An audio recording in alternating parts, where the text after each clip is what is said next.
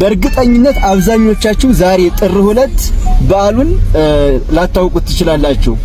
እና ዛሬ ጥር 2 ታላቅ ቀን ነው። ምንድነው ካላችሁ ሰማዕቱ ቅዱስ ጊዮርጊስ የተወለደበት ቀን ነው። ሰማዕቱ ቅዱስ ጊዮርጊስ ያው ብዙ ጊዜ አይነገረንም ማለት ልደቱን ያው ሰማዕት የሆነበት ነው እንጂ ሚያዝያ 23 የምናከብረው ልደቱን ብዙዎቻችን አናውቀውምና ዛሬ ጥር 2 ቅዱስ ጊዮርጊስ የተወለደበት ቀን ነው። አባቱ ዞሮንቶስ ይባላል፣ እናቱ ደግሞ ቴዎብስታ ትባላለች ማለት ነው። እና ታዲያ ምን እንለዋለን? ኦ ፍጡነ ረድኤት እምሩፀተ ነፋሱ አውሎ ለዘይጼው አከበ ተወክሎ ጊዮርጊስ ቅረብ ለምህረት ወለተሳሎ ተወከፍ ወትረ ጸሎቴ ወቃለ ጽራሄ ኩሎ እስመ ልበ አምላክ ርህሩ በሃቤ ካሎ።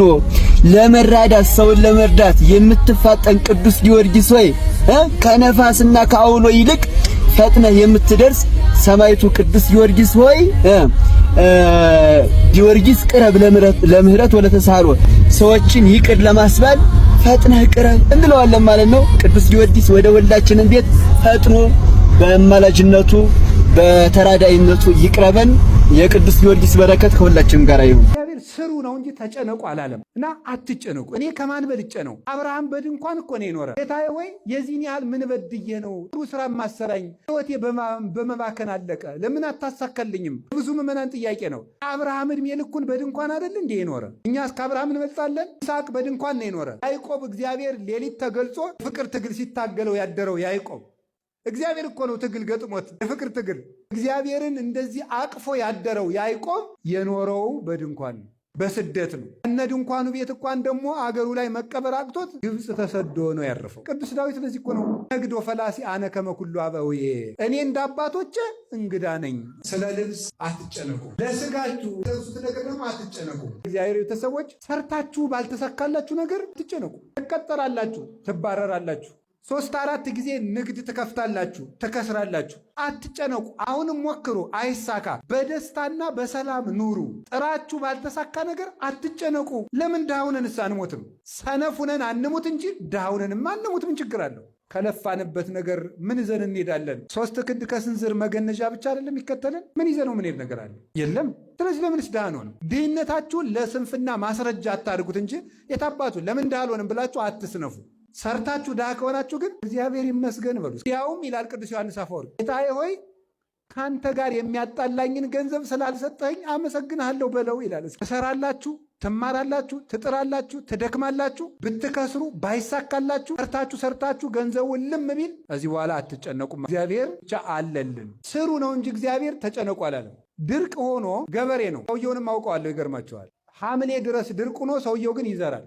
ከዚያ በኋላ ራተው አንተ ሰውዬ ባይሆን ዘሩን ልጆቹ ቆርጥመውት ይሙቱ እንደው እባክህ እያወጣህ አትበትን ሲሉት አይ እግዚአብሔር ዝራ ነው እንጂ ዝናብ አዝንም አላለኝም አለ። አያችሁ ሊቅነቱ። የኔን ድርሻ ሰርቼ ዝናብ ከቀረ እኔ ምን ጨነቀኝ? ልጆችን ማበላቸውን ነገር ማን ያውቃል ነው? እግዚአብሔር ያውቃል። ድርሻዬንም እወጣለሁ። ዘራ። ሰው ሁሉ ሲንገበገብ አልዘራም ብሎ እኔማ እንደው ያለችኝን እበላለሁ ብሎ ብልጥ ሲሆን እሸቱን ማን አፈሰ? ገሌ ስሙን አልነግራችሁ። ማርያም ታማልዳለች ብላችሁ ትናገራላችኋል። እንዴት ሆኖ መልሱ እናንተ ንገሩኝ እንጂ። አው ቅዱስ ሚካኤል ያማልዳል እንዴት ሆኖ ሲላችሁ መልሳችሁ ምንድነው? መተይ ናስቲ እዚህ ቅዱስ ሚካኤል ድርሳኑ እንደገምና አለማማለዱ ነው። አንተ ሞኛ ሞኝ ብትሉት ይመጣል። አቡነ ተክለ ሃይማኖት ያማልዳሉ፣ ጊዮርጊስ ያማልዳል።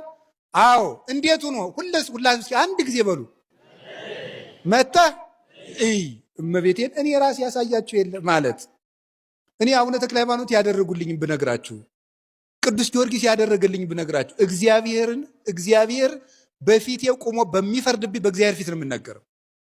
ቅዱስ መርቆሬዎስ ያደረገልኝን፣ ቅዱስ ቂርቆስ ያደረገልኝን፣ አቡነ ገብረ መንፈስ ቅዱስ ያደረጉልኝ በትክክል ነው። ቅድስት አርሴማ ያደረገችልኝን መታችሁ እዩ እናንተ ሞክሩት። እና ምንድነው የሚሉት አሁን ተከታዮቻቸው ሁሉ አባዬ እኮ ጸልየው ነው የተገለጠላቸው፣ መምሬ ገሌ እኮ እንዲህ ናቸው፣ አንተም ጸልይና ይገለጥልህ፣ ሐሰተኛ መሆናቸውን ራሱ ሱባኤ ግባ እናየው ምናምን ይላሉ ማለት ነው።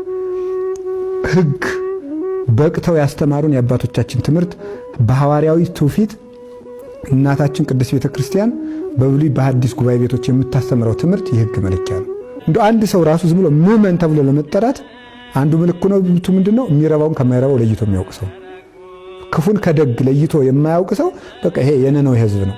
እለ ይፈለጡ የማኖም ወጸጋሞም ግራና ቀኛቸውን ያለዩ የነነዌ ሰዎች ነው የተባሉት። እኛ የነነዌ ሰዎች አይደለም። በኦሪት ዘፍጥረት ምዕራፍ 1 ቁጥር 26 ላይ ስለ ሰው መፈጠር ሲናገር እግዚአብሔር እንዲህ አለ ይላል። እግዚአብሔር አለ ሰውን በመልካችን እንፍጠር አለ ይላል። ስለዚህ አሁን ከፍጥረታት መፈጠር በፊት የነበረ እግዚአብሔር ሰውን ሲፈጥር በመልካችን ብሎ ከአንድ በላይ በሆነ ቁጥር ሲጠራ እናገኛለን። ይሄ መጽሐፍ ቅዱሱ ቃል ከአንድ በላይ በሆነ ቁጥር ሲጠራን ምን እያለን ነው? አንዳንዶች የሶስት አካላትን ትምህርት መቀበል የማይፈልጉ 10 ቢሆንስ 20 ቢሆንስ ብሎ ምክንያት ይፈጥራሉ።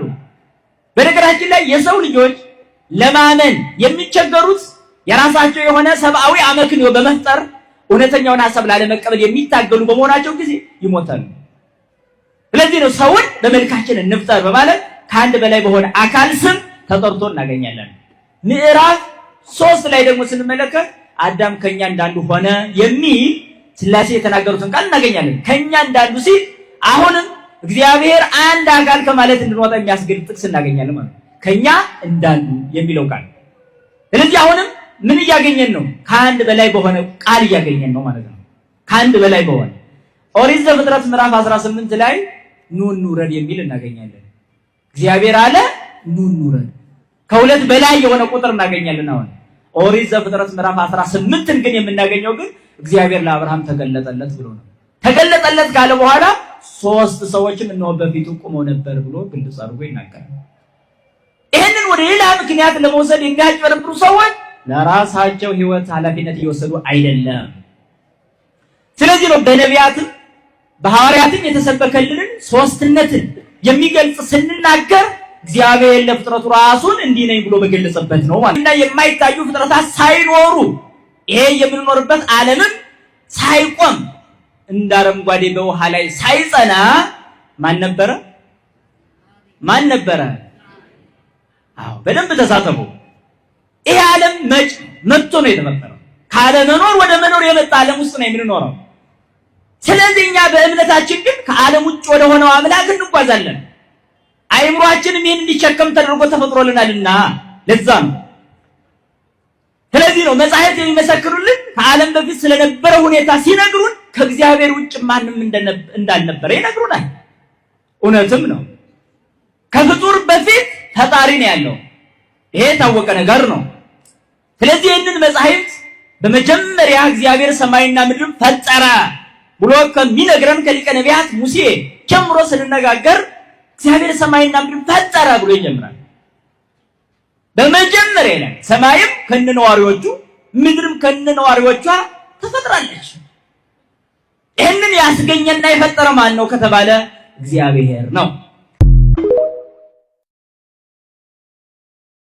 ሕይወት ኖር ይገባናል ወገኖቼ፣ ይባካችሁ። እኔ አሁንም ደግሜ እናገራለሁ።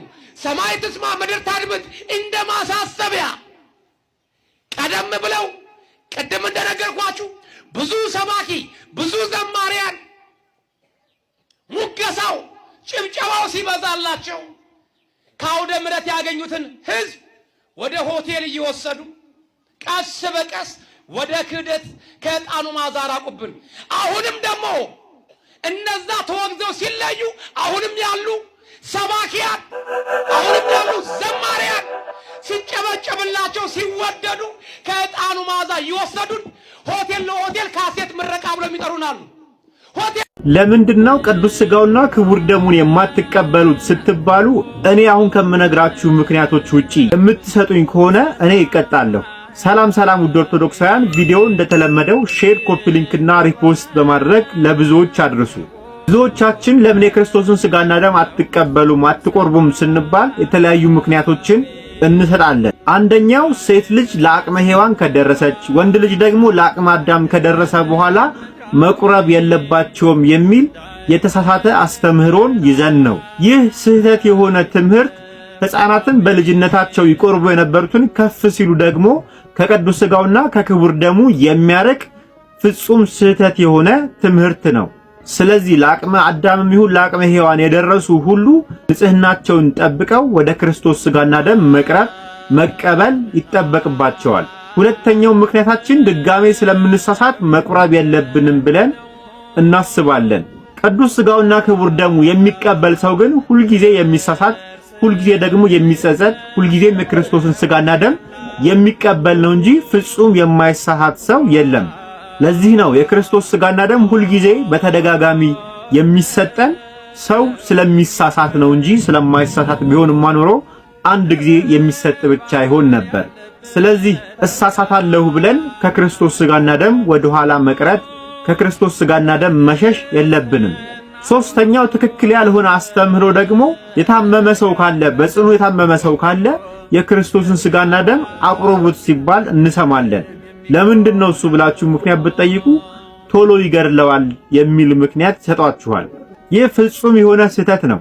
ቅድስት ቤተ ክርስቲያን መጽሐፍ ቅዱስም ደግሞ እንደሚነግረን የክርስቶስ ሥጋና ደም የዘላለም ሕይወት የሚሰጠን ከዘላለም ሞት የሚታደገን እንጂ ወደ ሞት የሚያፋጥነን ወደ ሞት የሚያቀርበን አይደለም። ይሄ ፍጹም ስህተት የሆነ ትምህርት ነው። አራተኛው እኔ ለክርስቶስ ሥጋና ደም የበቃሁ አይደለሁም፣ ብቁ አይደለሁም፣ የክርስቶስ ሥጋና ደም የሚገባው ለበቁ ሰዎች ነው የሚል የተሳሳተ አስተምህሮ ነው። የክርስቶስን ሥጋና ደም ለመቀበል የሚያስፈልገው ንስሐ መግባት ብቻ ነው። ንስሐ ገብቶ ቀኖናን መጨረስ ነው እንጂ ሌላ የሚያስፈልግ የብቃት ደረጃ በጭራሽ የለም። አምስተኛው ደግሞ አይ እኔ እኮ ገና ነኝ፣ ገና ልጅ ነኝ፣ ገና ወጣት ነኝ ሲሉ ይደመጣሉ፣ ይሰማሉ። ነገር ግን ነገ ወይም ደግሞ የእርጅና ዘመን የእነርሱ መሆኑን ማንም ሰው እርግጠኛ መሆን አይችልም። መጽሐፍ ቅዱስም የሚለው በጉብዝና ወራት ፈጣሪህን አስብ ነው የሚለው። ስለዚህ ነገ የኛ እንደሆነ ስለማናውቀው ቀን እርግጠኛ የምንሆንበት አንዳችም ነገር የለም። የመዳን ቀንም ደግሞ አሁን ነው ይላልና መጽሐፍ። አሁን ወጣት ነኝ ወደፊት እቀበላለሁ የሚባል ነገር ፍጹም ስህተት ነው። ስድስተኛው ደግሞ ቅዱስ ሥጋውና ክቡር ደሙ አይደገምም ብሎ ማሰብ ነው። አንዳንድ ሰዎች በአዋቂነት ሕይወታቸው ምናልባት ከፍ ካሉ በኋላ አንድ ጊዜ ይቆርቡና ቆርቤያለሁ አንዴ ብለው ሁሉን ነገር የጨረሱ ያስመስሉታል። ቅዱስ ቁርባን ግን ሁልጊዜ የሚደገም ምስጢር፣ እስከ ሕይወታችን ፍጻሜ ድረስ የምንቀበለው ምስጢር እንጂ አንድ ጊዜ በቆረብነው ቢሆንማ በልጅነታችን በሕፃንነታችን የቆረብነው ይበቃ ነበረ። ስለዚህ ሁል ጊዜ ንስሐ እየገባን የክርስቶስን ሥጋና ደም የምንቀበለው ነው እንጂ አንድ ጊዜ ቆርቤያለሁ ብለን እጃችንን አጣጥፈን የምንቀመጥበት ሕይወት አይደለም። ሰባተኛ ቅዱስ ቁርባኑን በጣም አክብዶ ወይም ደግሞ በጣም አቅልሎ ማየትም የክርስቶስን ሥጋና ደም እንዳንቀበል አድርጎናል። ቅዱስ ሥጋውና ክቡር ደሙን በጣም አክብደው የሚያዩ ብዙ ሰዎች አሉ። አክብደው የሚያዩ ሰዎች የሚያቃጥል እሳት አድርገው ብቻ ስለሚወስዱት ወደ እርሱ መቅረብ ይፈራሉ። በጣም ደግሞ የሚያቀሉት እስከ መጠራጠርና እስከ ክህደት ይደርሳሉ። ተራ ነገርም ደግሞ አስመስለው ሊወስዱት ይችላሉ።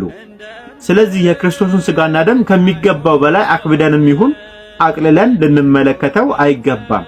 ዘጠነኛ አንዳንዶች ቆራቢ ላለመባል ውዳሴ ከንቱን ከመራቅ ከመጥላት አኳያ ከክርስቶስ ሥጋና ደም ይርቃሉ። አሊያም ደግሞ በተለያዩ ጊዜ የምንሰማቸው ከሰዎች ጋር በምናረጋቸው ነገሮች እሱን ብሎ ቆራቢ፣ እሷን ብሎ ቆራቢ የሚሉ የሰዎችን ትችቶች በመፍራት የክርስቶስን ሥጋና ደም ሳንቀበል እንቀራለን። አስረኛ የክርስቶስን ሥጋና ደም መቀበል ዓለምን ትቶ መመነን የሚመስላቸው ሰዎች አሉ። ቅዱስ ሥጋውና ክቡር ደሙን በዓለም ውስጥ እየኖርን ከኃጢአት ጋር እየታገልን የምንኖርበት ስራችንን፣ ትዳራችንን፣ ሕይወታችንን፣ ትምህርታችንን እየተማርን አብረን ጎን ለጎን የምንፈጽመው እንጂ ዓለምን ትተን መንነን የምንቀበለው ወይ ከቆረብን በኋላ ምንም አይነት ምድራዊ ነገር የማያስፈልገን አድርገን የምንወስድ ከሆነ ተሳስተናል። አሁን ለባዶ ሸክላ እንዴ ነውር ነው። ለሱ መስገድ ምንድነው? ከገንቦ ጋር ምን አለን እኛ? ከመሶበ ወርቁ ምን አለን እኛ? ጽዋው እኮ መልካም ነው። መሶበ ወርቁ ይኑር፣ ጽዋው ይኑር፣ ምንም ችግር የለም። ከዚያ ውጭ ግን እንደዛ እንትን ውሃ ወይም ጠላ የሞላበት ጽዋ ላይ ማጎንበስ ደግሜ ላለው በጣም ትልቅ ስህተት ነው። በየሰፈሩ ካህን በሌለበት እህቶች ወንድሞች የተሰበሰቡበትን መሶበ ወርቅ ላይ ያለን ነገር እንደ ስጋና ደም ጽዋ ውስጥ ያለን ነገር እንደ ደም መውሰድ በጣም በጣም በጣም በጣም ጸያፍ ነገር ነው። እንደ ቁርባን ሊሆን አይገባውም። አሁንም ደጋግሜ ልናገር የምፈልገው እንደ ቁርባን እንደ ስጋና ደም በፍጹም ይሄንን እያሰቡ ያሉ ምእመናንም ስህተት ነው። የክርስቶስ ስጋና ደም በካህናት በቤተክርስቲያን ብቻ የሚፈጸም ነው እንጂ በየሰፈሩ ወይም ደግሞ በየጽዋ ማህበሩ የሚሆን አይደለም። አማናዊ ዘመን ላይ እየኖርን የዚህ ምሳሌ ነው ግን ልንለው የምንችልበትን ምክንያት የለም። ምክንያቱም ምሳሌው አያድንማ። ያንን ጽዋ ጠጥቶ ያንን ህብስት በልቶ የዘላለም ሕይወት ማግኘት አይቻልም። ሁለተኛ ደግሞ እዛው ላይ የምታየው ስግደት፣ ለምሳሌ ስዕል ካለ ልንሰግድ እንችላለን። እኛ የምንሰግደው ለስዕላት፣ ለመስቀል እና ቤተክርስቲያን ውስጥ ለተፈቀዱ ነገሮች ነው። መሶበ ወርቅ እንኳን የክርስቶስ ህብስት መና ስላለባት ዲያቆናቱ በራሳቸው ይዘው የሚገቡበት ከቤተልሔም ወደ ቤተ መቅደስ ሲመጡ አንቲ ውእቱ መሶበ ወርቅ እያልን የምንዘምርላት ሌላ መሶበ ወርቅ አለ። እሷ ሌላ አንድ ህብረት ከአንዱ ጽዋ ይጠጣል፣ ከአንዱ ህብስት ይበላል፣ ከመንበሩ የፈለቀውን ጽዋ ይጠጣል። በብዙ ትግል ውስጥ አብረን ያሳለፍን ኦርቶዶክሳውያን ተነሱብኝ። በአንድ ቪዲዮ ጀርባቸውን ሰጡ። እኔ ለእኔ አይገባም ነበር። ማንም ለሚወደው ነገር ዋጋ መክፈል የለበትም ብዬ አምናለሁ። ገባ? ከሙስሊሙ ጋር ብትጣላ፣ ከፕሮቴስታንቱ ጋር ብትጣላ ኦርቶዶክሱ አለልህ በገባ። ስለዚህ አቅምም ሞራልም ይሆናል፣ ጸሎቱም ያግዛል። ግን ራሱ ኦርቶዶክሱ ከጠላ በአንድ ቪዲዮ የዚህን ያክል ልባቸው የተደበቀውን ጥላቻቸውና ውስጣቸው ያለውን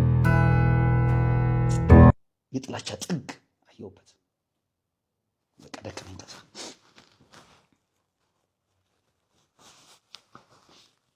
ምን ቀረኝ ከዚህ በላይ? ለማን ነው ዋጋ የምከፍለው? ለማን ነው ዋጋ የምከፍለው? የሆነ ብሔረሰብ የዚህ ብሔረሰብ ደጋፊ ነው ብሎ ይጠላኛል። የሆነ ሰፈር ደግሞ የሆነ አይነት ስህተት ይስራ፣ ያን ስህተት ስትናገር የዚህ ብሔረሰብ ደጋፊ ስለሆንክ ይላል። የት ሊድ? ስለዚህ ከዚህ ነገር ያለው አንተ የማትፈለግበት ቦታ ላይ አይ ማንም የፈለገ ይበለኝ እታገላለሁ ብለህ የምትታገል ከሆነ ሰው ጥቅመኛ ይላል። ትክክል ነው ማለት ነው።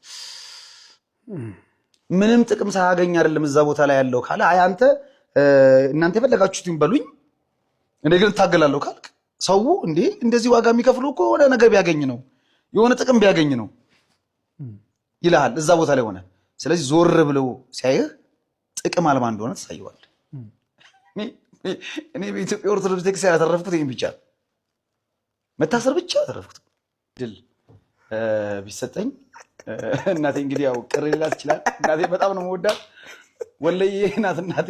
ወሎ ነው ደሴ ተወልዳ ያደገችው። እንድወለድበትም የምፈልገው ከተማ ጎንደር ነው። እንድትወልደኝም የምፈልገው የጎንደር እናት። ድጋሚ ድል ቢሰጠኝ ማለት ነው። ይሄው ማርያም እና ጎንደር የሰውነት ልክ አስቀምጬ ለስማ ንገረኝ። በጣም ማከብረው ትልቅ ሰው ነው፣ ግን በጣም ነው መቀናበት። ታድሎ ፊደል አያጥርበትም፣ ስንኛ አይጎልበትም ስለ ጎንደር ለመናገር እና ሴት ብትሆን አገባታለሁ አይደል? ግን አግብቻታለሁ። ማስረጃ አሳያለሁ፣ ፎቶግራፍ። ያው ጎንደር የሚል ቀለበት አድርጌያለሁ። ከጎንደር ጋራ ቃል ኪዳን ያሰራለሁ። ጎንደር የማትከዳ የማትተውህ ስትመጣ ሁሌ ጊዜ ፈገግ ብላ የምትቀበል ከፈለክ ጓደኛ፣ ከፈለክ ሚስት፣ ከፈለክ ደግሞ ደርባባ እናትህ የምትሆን ማለት ነው። ማጀቷ የሞላ አንተ የትም አገር እኮ አትጠራም እንደዚህ ትብለህ። ጎንደር ገና ዝቅ ብለህ ከብሉኮ ይሁን ከፒያሳ ከየትም አካባቢ ና የማያውቅ ሰው ወንድም ነው የሚልህ። ደሜና እኔ ምንም የሚያጣላን ነገር የለም። ደምዬ እኔ በጣም ነው የምወደው፣ በጣም ነው የማከብረው። ከኬኩ ጋር ተጣልቼ ነው አደጋ እየደረሰብኝ ብለዋል። እንዴት እንደሆነ አልገባኝም። የሆነ ሰዓት ላይ አስቀይሞኝ ነበረ፣ ሰርቦኝ ነበር፣ በጣም መጥፎ ስድብና ከዛ ሶፎንያስ ቤት ሶፊ ጠርቶ ነው ያስታረቀን እና ከኔ ጋር ታርቆ ልክ እኔ ገና እዛው ላይቭ ላይ ሆኜ አደጋ ደረሰበት ምናምን ነገር ሲባል ነበረ። ከዛ በኋላ ግን አይ ምንም የደረሰበት አደጋ የለም ደግሞ ብለው ፕሮቴስታንቶች ቪዲዮ ሰርተውበት ነበረ። አሁን ደግሞ ማታ ደግሞ ሰማ እሱ ነው አደጋውን ያደረሰብኝ። እንዴ ደም ኧረ ላሽ እኔ ነበርኩኝ መሪውን ያዝኩልህ። ኧረ ይደብራል በጣም።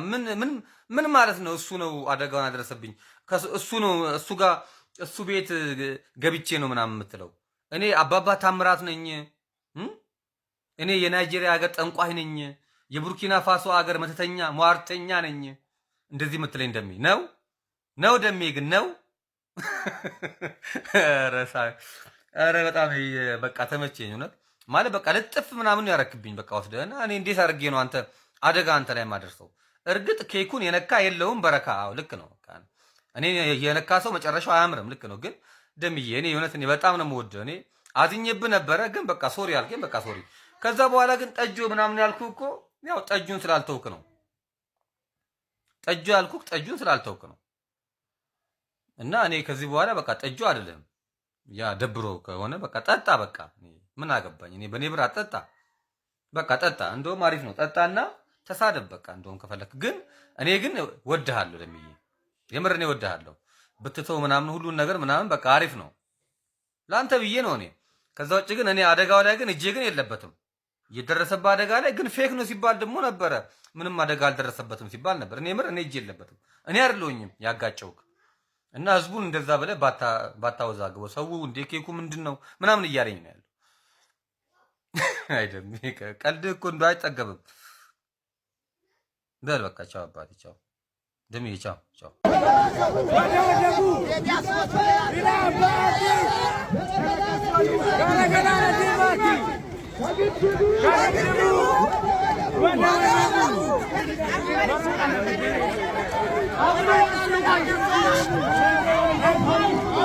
Baba!